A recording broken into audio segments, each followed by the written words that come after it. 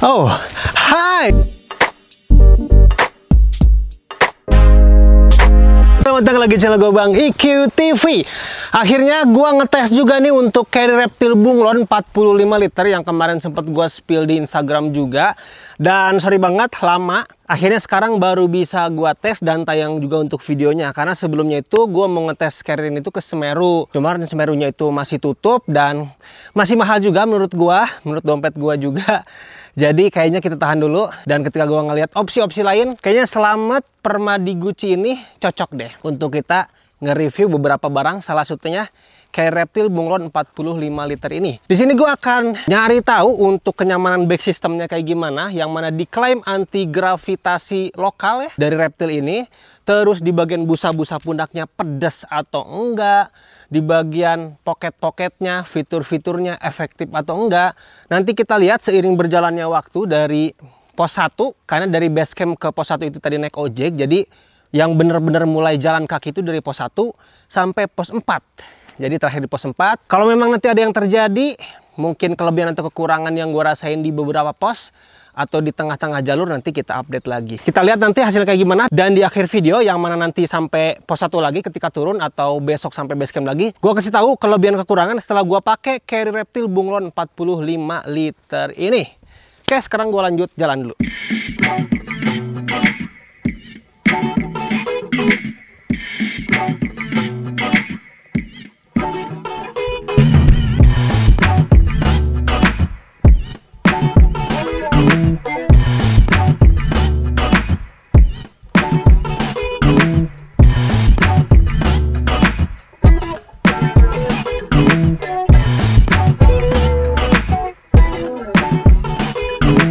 Di pos 2 ini beberapa produk yang gua pakai, terus carriernya juga masih aman, nggak pedas sama sekali di bagian sini. Itu sampai pos 2 ini kita mau istirahat dulu.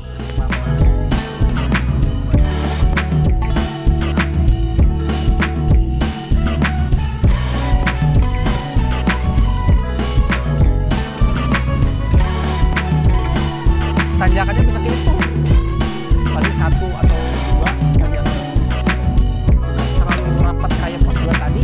Udah nyampe ke pos 3 tuh, ke pos 3 selo petak. Dan untuk carrier ini sejauh perjalanan dari pos 1 ke pos 2 sama ke pos 3, yang mana jalurnya itu tidak terlalu ekstrim banget ya, terutama dari pos 2 ke pos 3 ini kebanyakan landai. Kalau pos 1 ke pos 2 mungkin masih banyak tanjakannya ketika tadi gue lewatin itu. Dan sejauh pemakaian ini masih aman banget sih untuk carriernya. Di bagian pundak belum ada kerasa pedas, belum ada kerasa pegal sama sekali. Untuk beban yang gua bawa 12 kilo ini. Untuk fitur-fiturnya nanti akan gua jelasin karena banyak fitur yang berguna banget. Terutama untuk bawaan-bawaan barang yang kelihatan dari luar ini. Entah itu sendal, headlamp, nanti jas hujan. Pokoknya nanti di pos 4 ketika mau mendirikan tenda kita review untuk fitur-fiturnya. Kalau untuk di jalur ini, gue bahas untuk perasaan pakainya dulu. Paling yang teliti gue rasain itu ya di bagian punggungnya ini. Ini nih, bagian punggungnya ini. Ini kan ada jaring nih. Ya ketika dipakai itu si jaringnya agak ngedekat aja ke bagian belakang sini. Jadi jedanya sebetulnya nggak jauh-jauh banget. Tapi tetap ada perbedaan rasa ya dibandingkan back system busa. Nggak terlalu sumpek, nggak terlalu padat di bagian belakang. Padahal kan ini berkeringat banget nih karena jaring di bagian belakangnya, jadi nempelnya itu dengan bahan-bahan jaring yang mana ketika ada angin meniup itu yang nggak mengendap. Berbeda dengan carrier yang berbahan busa, pasti mengendap nih keringat gua. Jadi untuk carriernya masih aman sejauh perjalanan sampai pos 3 ini. Katanya udah deket nih, pos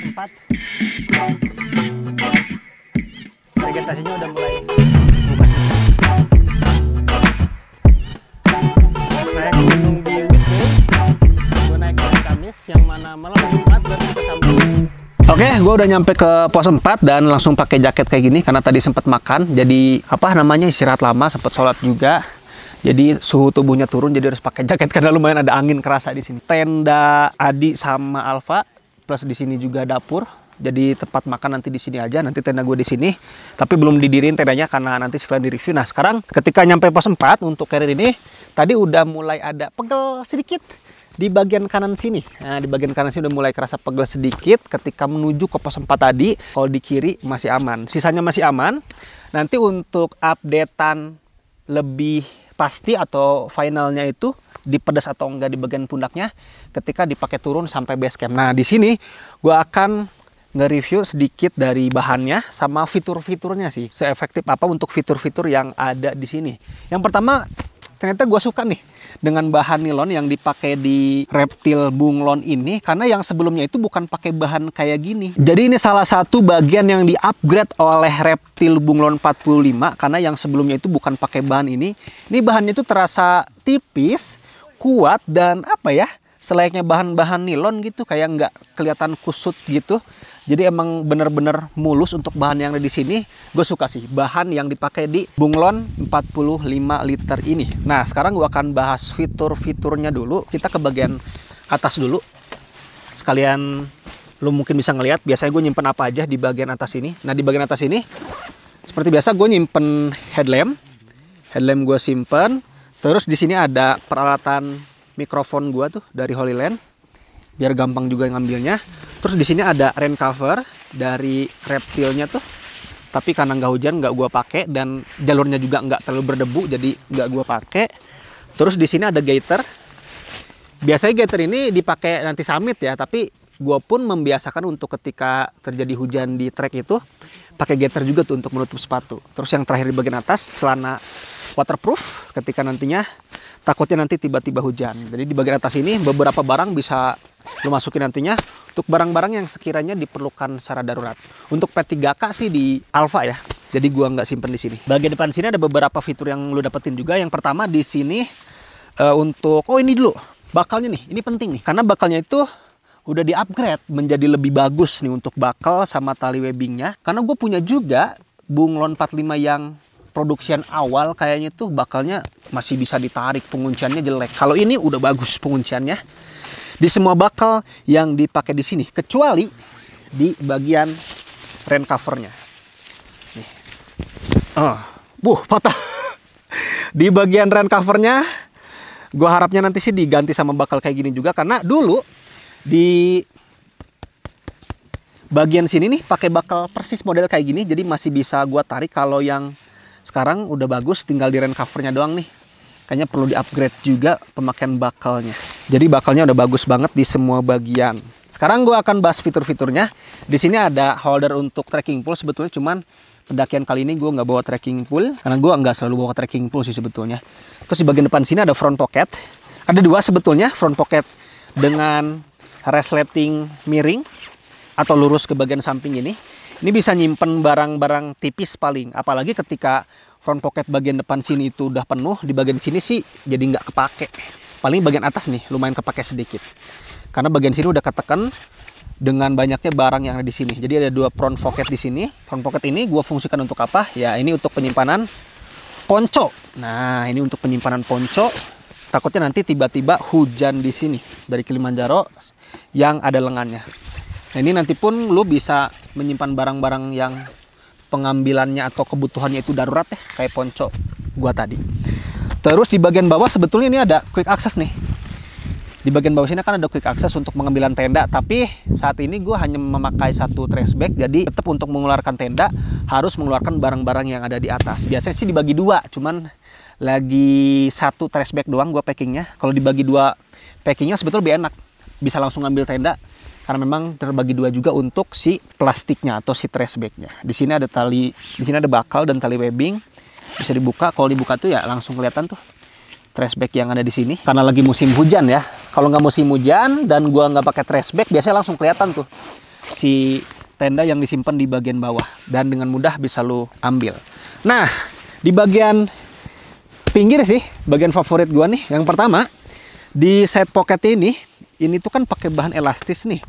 Pakai bahan elastis dan biasanya berbeda-beda juga untuk side pocket di sebuah carrier.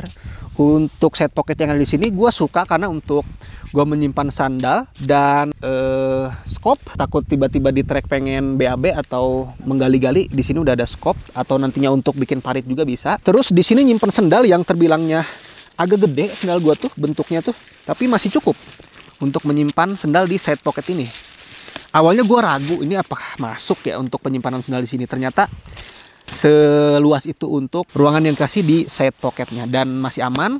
Di sini ada tali kompresi di bagian bawah, di bagian atas satu tali kompresi juga. Nah kita lihat di sisi satunya lagi. Kalau sisi sebelah sini gue simpen tumbler, terus gue simpen frame tenda yang akan gue pakai nantinya. Nah, ini basah gara-gara si tumbler. Jadi sama persis di kiri dan kanan untuk set pocketnya. Terus yang terakhir di bagian luar itu ya ini nih, pocket di bagian hip beltnya atau di bagian sabuknya. Nanti sekalian gue bahas juga. Kotor. Kan gue bahas juga di bagian depan. Gue kasih tahu untuk pocket ini dulu. Untuk pocket sebelah kanan ini, gue simpen handphone kadang di sini. Terus di sini ada lampu tenda atau dijadikan sebagai lampu area masak juga nantinya bisa. Terus di sebelah kiri sini gue simpen timbangan untuk gue ngonten dan beberapa cemilan, permen, sama coki-coki di sini. Terus back sistemnya kayak gini. Nah, bisa lihat aja untuk back sistem anti gravitasinya. Sekarang di bagian belakangnya pun yang gua rasain itu dirubah ya. Yang pertama itu yang di upgrade-nya itu di bagian bahan ini berbeda juga dengan yang sebelumnya. Ini terasa lebih solid untuk pemakaian bahan jaring yang ada di sini. Dan yang signifikan dirubah itu di bagian sini nih. Di bagian pemakaian bahan frame yang ada di sini, yang pertama, bahan ini terasa lebih tebal.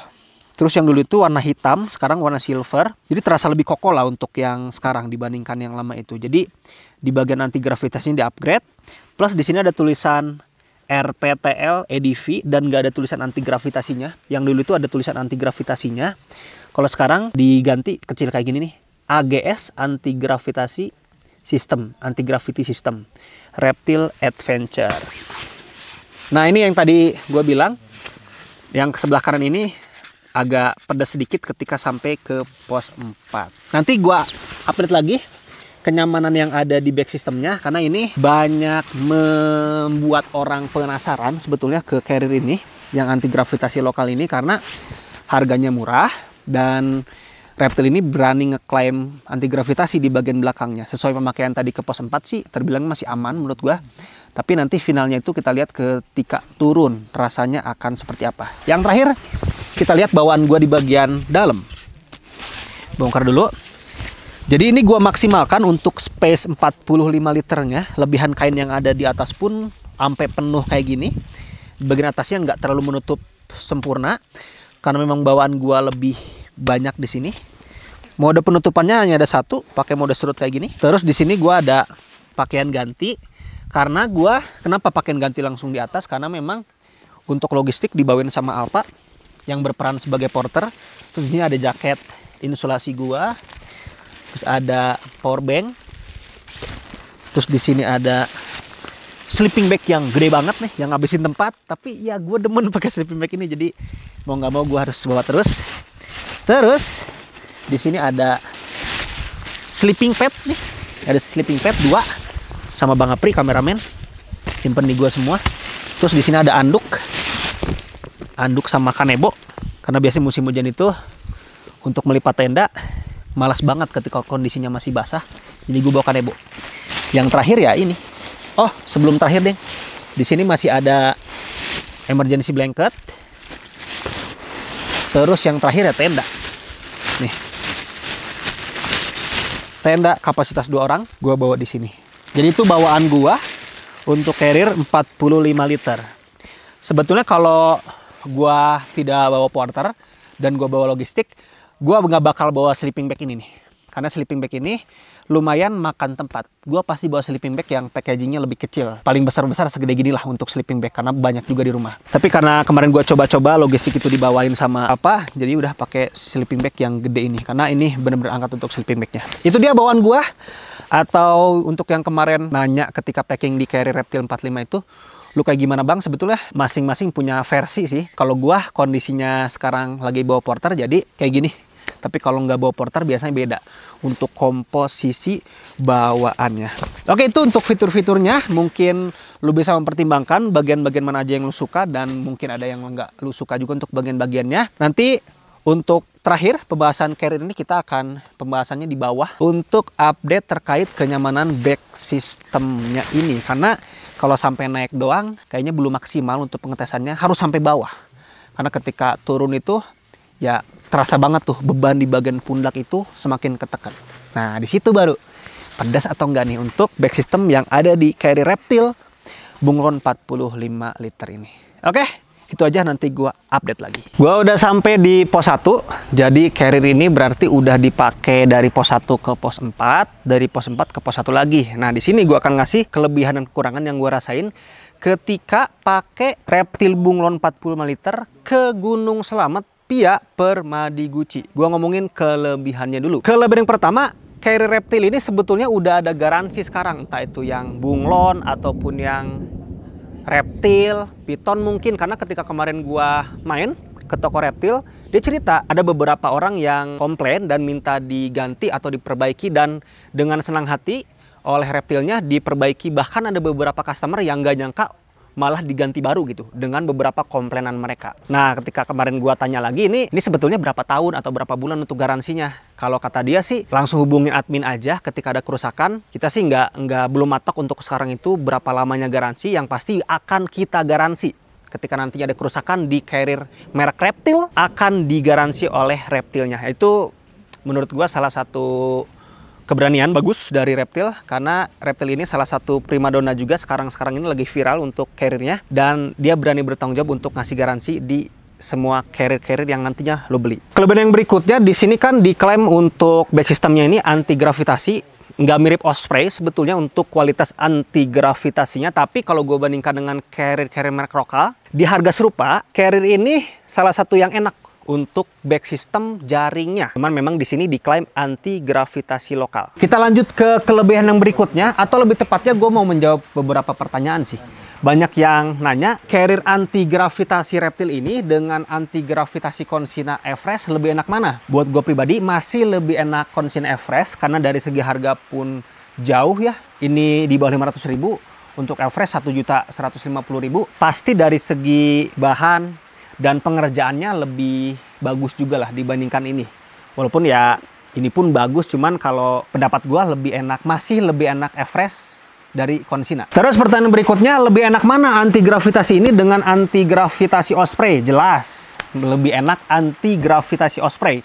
Lebih jauh lagi tuh untuk harganya. Kalau ini ya jangan terlalu berekspektasi tinggi sebetulnya ketika lu mendapatkan carrier ini, karena nggak bakal mirip dengan AG-nya Osprey juga. Ini versi harga yang affordable-nya lah. Jadi untuk ekspektasinya ya disesuaikan aja dengan harga yang lu keluarkan nantinya. Kelebihan berikutnya, fitur-fitur yang kemarin gua tunjukin ketika review carrier ini itu bener-bener efektif banget. Dari front pocket di bagian depan, terus side pocket di kanan dan kiri. Di sini ada holder untuk trekking pole, walaupun gua nggak pakai trekking pole-nya, nggak bawa gitu. Di sini ada quick access juga di bagian bawah, di bagian atas ruangannya gede juga. Jadi fitur-fiturnya mendukung untuk nantinya lu naik gunung pakai tas ini, karena di beberapa kondisi kayak contohnya di bagian depan sini nih, ketika nantinya hujan kayak gini tiba-tiba lu bisa langsung mengeluarkan jas hujan mungkin dari sini, atau ponco dari sini bisa banget. Dan untuk detail-detail kecilnya pun sekarang udah lebih bagus, bakal-bakal, tali webbing, resleting dibandingkan yang sebelum-sebelumnya. Kelebihan berikutnya,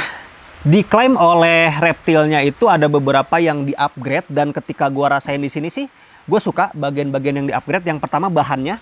Dari kemarin itu bahannya tuh nggak kusut sama sekali, karena bahannya itu pakai bahan nilon bagus dibandingkan pakai bahan-bahan polyester. Biasanya lebih kusut untuk bahannya. Kalau ini walaupun tipis tapi terasa lebih elegan. Nggak banyak orang nyangka deh harga carrier ini di bawah 500 ribuan, mungkin di atas 500 ribu gitu. Karena menurut gua dari visual carrier ini yang dipengaruhi oleh bahan yang tadi gua bilang suka itu, ini sih memang terasa elegan lah untuk carriernya. Walaupun harganya sebetulnya affordable. Terus yang di-upgrade lagi di bagian bakalnya lebih bagus sekarang, kecuali bakal di rain cover tentunya. Rain covernya masih pakai bakal yang kurang bagus. Tapi kalau untuk di penutupan kepala carrier, terus di bagian quick access ini, side pocket itu udah bagus banget. Ditambah lagi di bagian back systemnya ini, yang diklaim ada upgrade. Di bagian jaringnya ini dirubah, kerasa memang. Terus di bagian plat-platnya ini atau framenya ini terasa lebih solid juga. Nggak bunyi sama sekali ketika dipakai di beban 12 kilo. Gue masih ingat di beberapa komenan Reptil yang awal-awal itu banyak yang bilang bunyi bang untuk framenya tuh kayak cekit-cekit gitu ketika bawa beban itu. Kalau ini sih nggak bunyi sama sekali. terasa lebih solid, terasa lebih hasil yang final gitu. Untuk frame yang dipakai di sini, sehingga untuk yang gua rasain ketika pakai carrier ini pun ya tadi gue bisa bilang bisa bersaing lah dengan carrier harga yang serupa di back system jaring untuk carrier ini. Jadi itu untuk kelebihannya. Sekarang gua akan ngomongin kekurangan yang ada di carrier ini. Kekurangan yang pertama, di pelukan hip belt yang ada di sini pas di lingkar pinggang gua, tapi rasanya kurang meluk sih. Jadi ketika gua mau perkecil lagi, lingkarannya udah mentok. Jadi untuk lingkar pinggang gua rasanya pengen dikecilin sedikit lagi. Sehingga ketika kemarin gua pakai naik atau turun tuh lebih terasa ngebeban di pundak sini. Alhasil di pundak sebelah kanan tuh ya terasa pegel sampai bawah sini. Biasanya tuh diseimbangkan antara beban yang dipikul oleh pinggang dan beban yang dipikul oleh pundak. Jadi nggak berat di salah satunya gitu. Jadi lingkar pinggang yang ada di hip beltnya kurang kecil sedikit lagi di lingkar pinggang yang gue punya. Mungkin kalau badan lu lebih gede dari gue akan terasa lebih cocok sih. Kekurangan yang berikutnya yang gue rasain sampai ke pos 1 ini setelah naik dan turun, di pundak kanan konsisten masih pegel, di pundak kiri malah enggak. Nggak tahu kenapa, yang pasti di kanan ini pegel, tapi yang nggak pedas-pedas banget, cuman muncul aja rasa pegelnya dan nggak merah juga di bagian pundak kanan sini. Tapi tetap aja terasa pegel di sini. Kekurangan yang berikutnya, ini kan ada jeda nih antara bahan jaring di sini, back system jaring di sini dengan bagian belakangnya ini. Tapi kadang-kadang, dan untuk jeda di sini tuh kan mengikuti konstruksi dari anti gravitasi Osprey juga pakai jaring kayak gini, dan biasanya tuh ya yang nempel ke punggung itu ya bahan jaringnya. Ketika punggung mengeluarkan keringat itu nggak mengendap di bahan jaring ini. Berbeda dengan back system berbahan busa, keringat kita itu akan mengendap. Kalau ini sih aman banget, tapi kadang-kadang si jaringnya ini ketika perjalanannya udah agak lama, ujung-ujungnya suka nempel juga nih. Apalagi ketika menghadapi medan yang agak curam ketika naik atau turun, ya kadang-kadang si back system, si jaringnya ini nempel ke bagian belakang sini. Walaupun nggak sering sih. Keringet di bagian punggung gua nggak terasa dikeringkan juga sih oleh angin yang masuk di kanan kiri sini. Kayaknya gara-gara tadi si jedanya itu kadang tidak selalu nempel ke pundak terus, tapi kadang si jaringnya itu nempel ke belakang dengan pundak gua juga. Kekurangan yang terakhir ya yang kemarin tuh yang gua tarik bakal rain cover itu jelek. Jadi semoga nanti diganti, dan semoga si rain covernya juga bisa menutup secara sempurna sih ketika bawaan kayak gini. Karena kemarin tuh kayaknya kurang menutup secara sempurna deh. Tapi coba deh gua ini nih rain covernya. Jadi kondisinya Everest itu penutupannya bener-bener maksimal banget.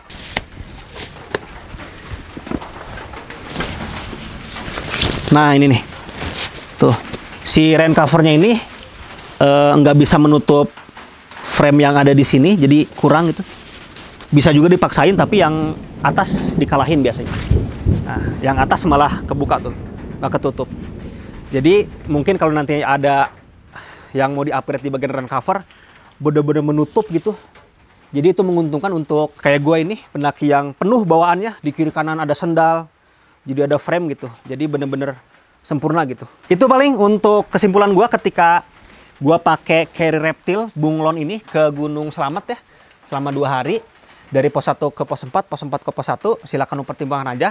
Sebelum lu membeli carrier reptil bunglon 45 liter ini. Kalau emang lu suka dengan carrier ini, kalau memang ada stok, nanti gue cantumin untuk link pembeliannya. Karena si reptil ini si bunglon ini selalu rebutan sih untuk carriernya. Jadi ketika rilis itu paling berapa pieces gitu, ratusan, habis. Semoga lu kebagian kalau emang setelah lu ngedengerin penjelasan gue dan lu ngerasa suka. Kalau suka dengan video ini silahkan di like sama di share. Kalau emang lu suka dengan channel ini silahkan di subscribe aja. Assalamualaikum warahmatullahi wabarakatuh.